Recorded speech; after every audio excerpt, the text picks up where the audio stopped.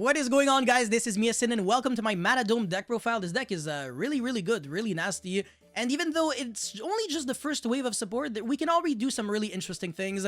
And you can already believe that as soon as we're going to be getting more level 2 monsters, more ways to get your engine started, it's going to be way more consistent. You'll be able to play more engine cards and you'll be breaking way less often. Maybe there might be a world in which you might not even have to play, the Scareclaws anymore. But right now, I think you'd have to because they actually add so much, like, extension to the deck where all you have really is now sometimes is like the field spell, and because of the fact that you can search the Visa Starfrost, you can actually do some nasty things because it goes into Lich Heart, and then you search the Rage Heart, and then you search the Monster Reborn, and then revive back the Starfrost, and then revive back this, and you have so many Link Fodders and Synchro Fodders, it's absolutely filthy. But before this video starts, my man, you already know it, friendly reminder to smash the like and subscribe button. I really appreciate you guys, and now let's get right into it. Alright, so I'm playing a bunch of hand shops.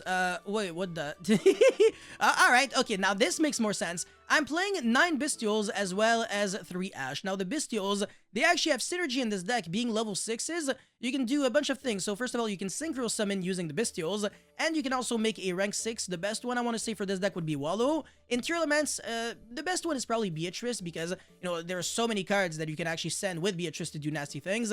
But in this deck, Beatrice doesn't really achieve anything, so you might as well play like the second best, just overall, which is probably either Wallow or Constellar Ptolemy 7. Another really good card at allowing you to recycle back, I don't know, Ash or other relevant monsters.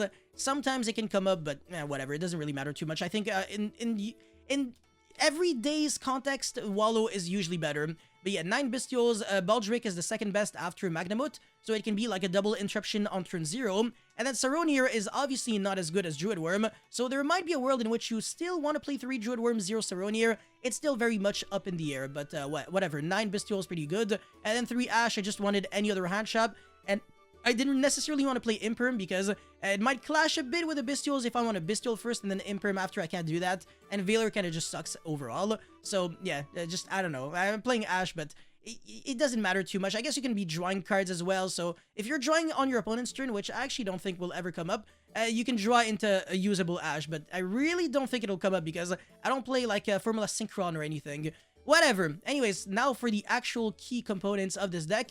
Triple Visa Starfrost. This card is absolutely insane in this deck. You can actually break, not necessarily draw the best hand if you have like Visa Starfrost and one of the Manadomes. You can still at least play Yu-Gi-Oh! A tiny bit. Like, this card's just really good because if you can summon it, like I said, you can do so much off of just one single Starfrost that you can summon. So yeah, I just love this card. And obviously 2 Rage Heart, no other Scareclaw monsters. I think they're all bricks. All they really do is just summon themselves as level 3s that achieve absolutely less than nothing. If they were at least level 2s or level 4s, then it would be a little better because you actually want like even numbers in this deck. Odd numbers would actually be a little awkward. All you would be able to synchro summon would be like the F.A. Don Dragster.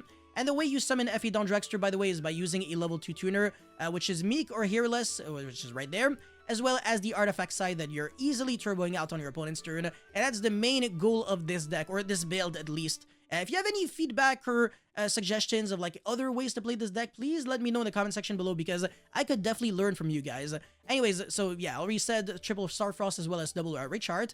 And for the Manadome monsters, I'm playing 3 of every single one that exists right now. So Rheum Heart as well as Hairless and Meek. So Rheum Heart is the best one right now. Upon normal or special summon, you can search any Manadome card from your deck to your hand. Very nice, but there are not a lot of relevant Manadome spells and shops. The best spell, and I think the only good one, is Obsession. The other one is Imagining, and it kind of sucks. It's like a worse...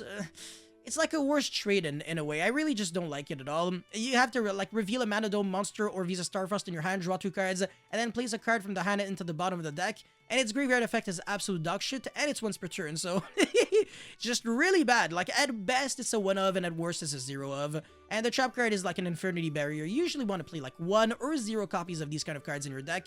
And this one is like a Monster Reborn, but I'd rather play an Infernity Barrier as a Monster Reborn if I'm playing a trap in my deck. Trap cards don't really make your going second any better, whereas hand traps actually do. So that's the reason why I'm playing so many more hand traps than trap cards.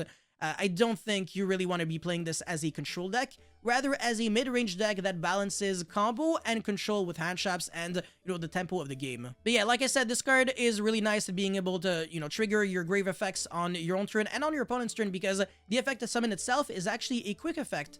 not bad at all. So you can search on your own turn, on your opponent's turn, etc. And also trigger the field spell to keep reviving back your monsters, and the Manadome graveyard effects to summon more monsters from the deck.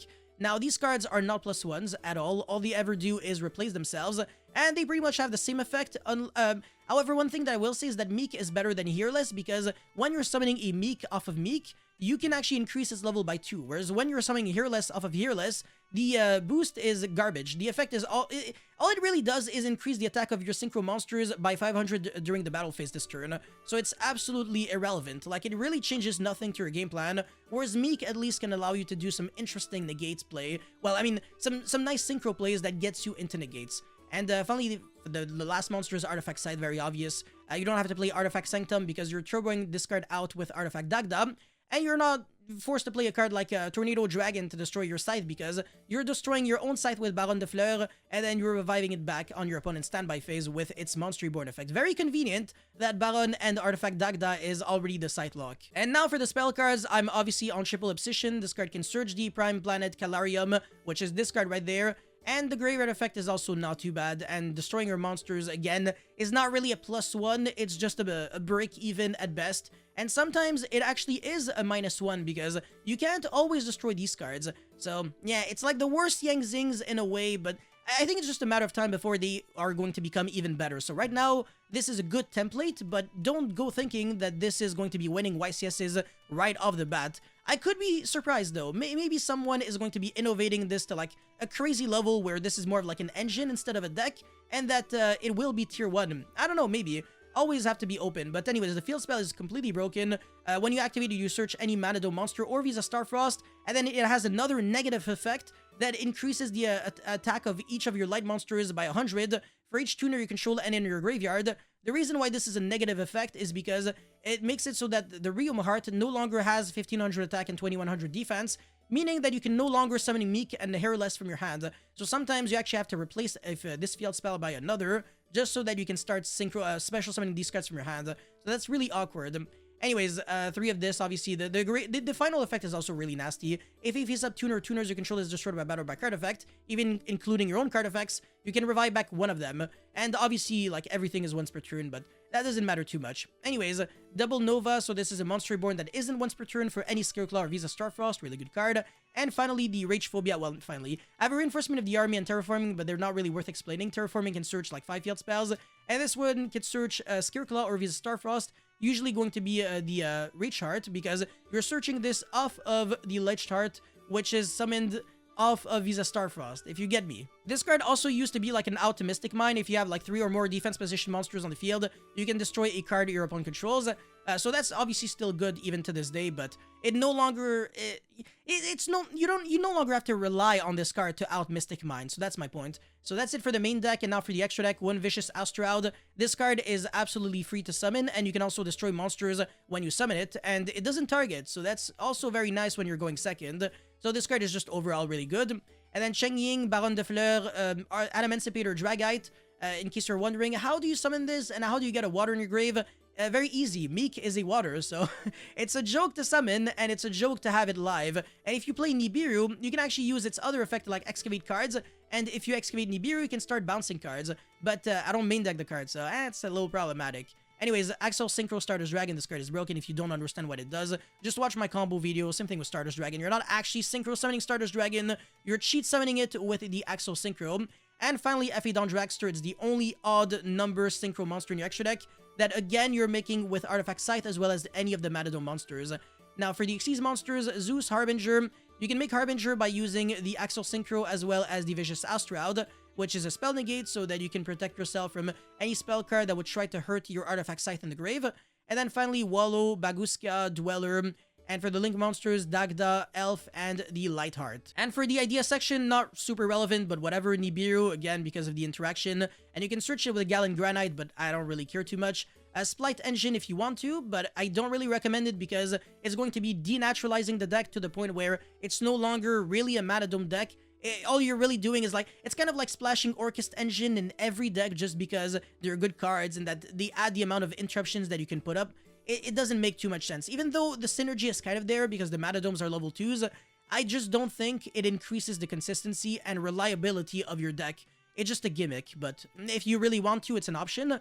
But it's, again, just too much of a commitment.